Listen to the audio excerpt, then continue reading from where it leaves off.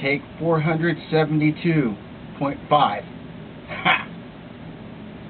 Welcome to my YouTube channel on my very archaic video because I have no equipment. But we might fix that, we might not. Don't know. Anyway, my first video is going to be about this. The 2015 Gibson Les Paul Classic, which I have dubbed Velvet.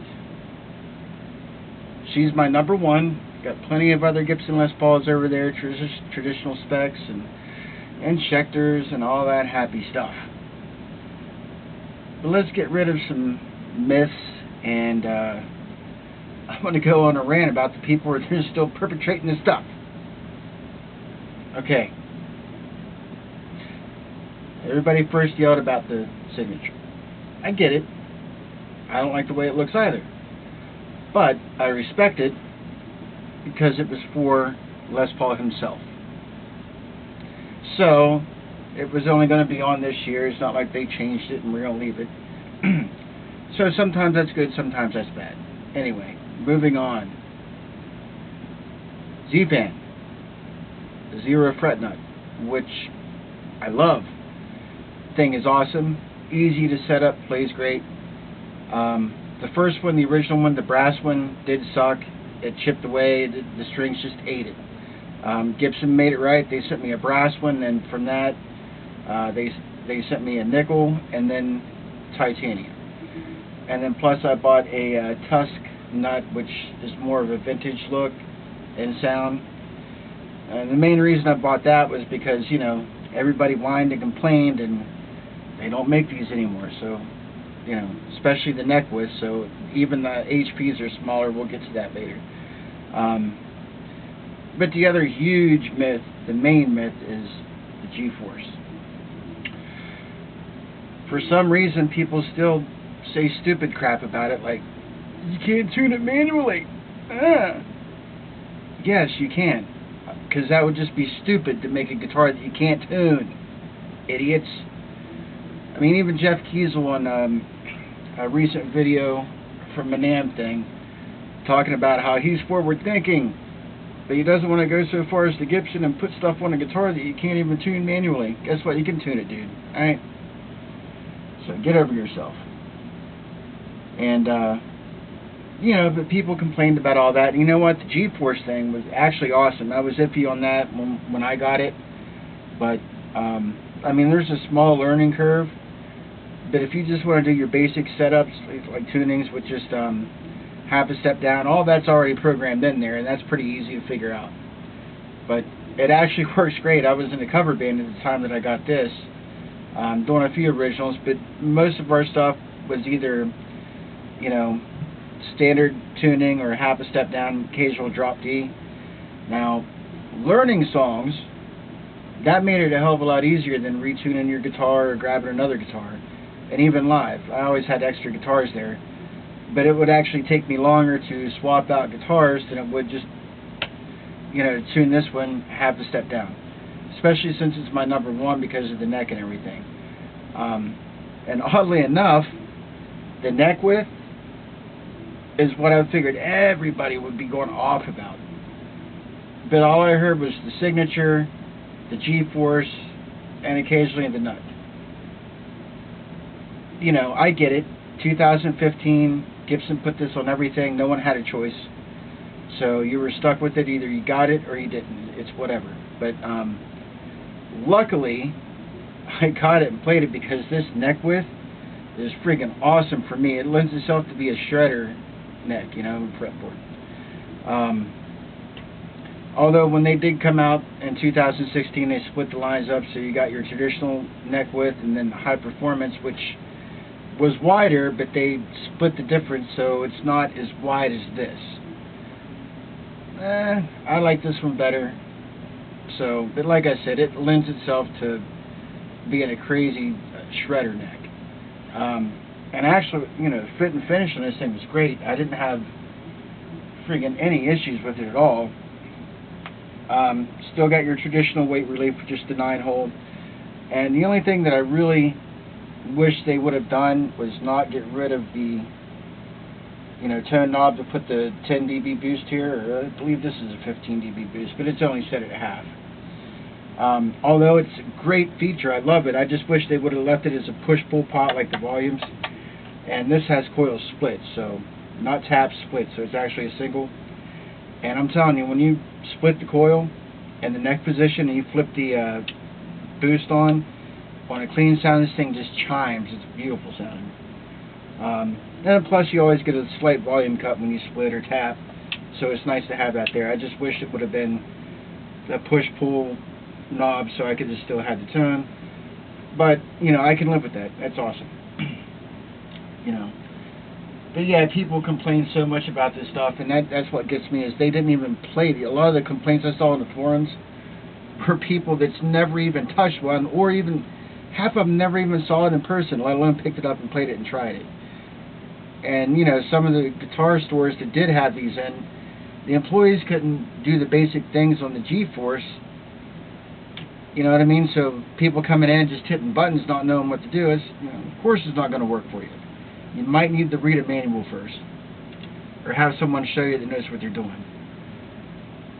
But, you know, I hate that. The people that just go in and complain, and they've never even tried it. Chances are, if half the people would have tried it, they may have liked it. They wouldn't have admitted it, though. I'm telling you that. They probably would have still said it sucked. But, you know, people telling other people online, oh, don't buy it because it's just junk. They changed everything. It's junk. Did you try it? No. Don't complain if you haven't tried it.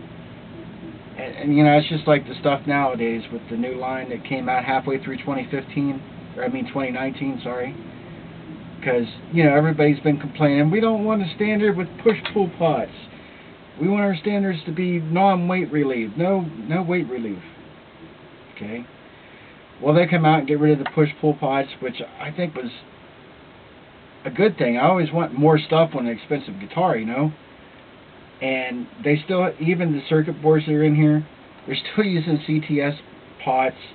The circuitry bypasses stuff unless you're actually using, you know, the splits or something. People didn't get in, they didn't realize that. And then, you know, anyway, you get rid of all that stuff, and then I started seeing people posting, well, I'm going to put the push-pulls in my Gibson. I got a new 2019 and it doesn't have that. Well, that's because everybody complained they didn't want it. Now you got to add it yourself. And by the way, the, you know, quick connect for the pickups kicks ass, because I left the 57 Classic in the neck that came in. It's great, but I'm a metal guy, so I need a little bit hotter, and I found this Seymour Duncan Alternative 8, which I've got loaded in my other guitars now, except for the active ones with the EMGs. But, you know, you had the little thing that Gibson sent out. You could plug it in. That way you didn't have to cut or solder or do any of that stuff. You just plug the Seymour Duncan right into it also. It's a good thing. No issues there. And then the funniest thing is I'm seeing all these complaints now. I tried one of the standards, but they're just too heavy. Why don't Gibson do guitars that have some kind of weight relief to it? Can you please anybody, man? Can you? Yeah. Well, anyway, that was part of my rant, my weird first video ever. Like it, don't like it, just subscribe. Maybe I can make some cash at this someday. I will improve, trust me. And there's going to be more comical stuff at some point. You know, some entertaining stuff. But don't mind me, I do occasionally twitch a little bit. And all that. But we're fine. As long as I have coffee and Surge, which I'm out of Surge, so that's why I'm drinking coffee. Here we go, the weird rant at the end. But anyway, that was my quick little thing. Just, you know, the myth of the G-Force friggin' works, man. You know, you can tune it manually, you always could, and, you know, people need to think and look up stuff before they go and start, you know, dissing it. Try it first.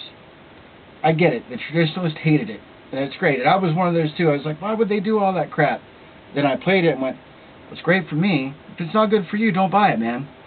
You know, you could always get a 2014, 2013 at the time, and then when they came out with the 2016 line, which was, you know, 800,000 guitars in just the standard and traditional lines and the high performance versions.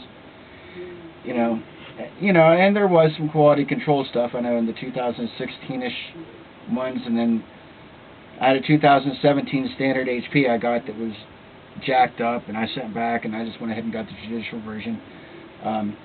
But, you know, those we'll talk about in other stuff, so I'm basically just going to do some gear stuff. I'm going to rant about things that everybody yells about, yet I think they probably never even tried. You know, and I don't have all this huge knowledge and all this other crazy gear. I mean, it's taken me years and years and years, because I'm poor, to be able to get what equipment I do have. And I hate selling stuff, but as long as I don't have to sell my Gibsons, I'm good. And heck, it's only been about a year or so since I got my very first tube amp, but it's an EVH 5153. So high gain, yes. Clean channel, no. Not on my model. I got the one before they came out and added a separate volume for the channel 1, channel 2 thing. So if I'm on channel 1, which is supposed to be clean, it's not. So, but I've got the 4 cable hookup with a processor. That way I can just bypass the preamp section and just go to the power amp section, and that's how I get my clean sounds. But the amp is all my gain just comes from the amp. I don't have any overdrive pedals or anything like that going into it, just straight amp, and it's insane. You don't need anything to push it. You don't need any extra distortion. You could probably get all you want from channel 2, but then there's the few crazy people like me, and a few other people out there that use channel 3, the red channel, which is freaking insane, man. Yeah, well, I'm not going to edit this either because I have no clue how to do it, so it's going to be rough. It's going to be real rough. So let's get it out there. This is just me showing some love for the 2015 line that everybody else apparently doesn't like. Except, you know what? I don't see very many of the 2015s listed on sale. Listed on, like, online for sale. eBay, Reverb. You know, I mean, I see a ton of standards from before 2015 and then 2016 and 17 and all and so on. See tons of those, and not really too many 2015s. See the occasional high performance on there. So anyway, that means the people that actually bought the 2015s actually liked them and kept them, huh? Which is a good thing. More for us. In fact, a buddy of mine got one for me. He's in Texas, and he found one at a Guitar Center for $400 because they didn't know how to tune it with the G-Force, which was great. So it's a good birthday present. He's bringing it up to me when he comes to visit in April. So I'll have another 2015 sitting here for $400. Keep it up, man. If you want to get rid of whatever for that cheap, and you know Guitar Center doesn't know how to use them, and they just send them off for that, that's great. I will friggin' buy it. Especially even if the G-Force didn't work. Hell, you could have put tuning keys on there and just been, you know. There's the rant again. Alright, I want to stop doing the rant. Metal to you and all that stuff. And no matter what happens, just remember, I'm always right. And who died and made you, Scott Van Camp?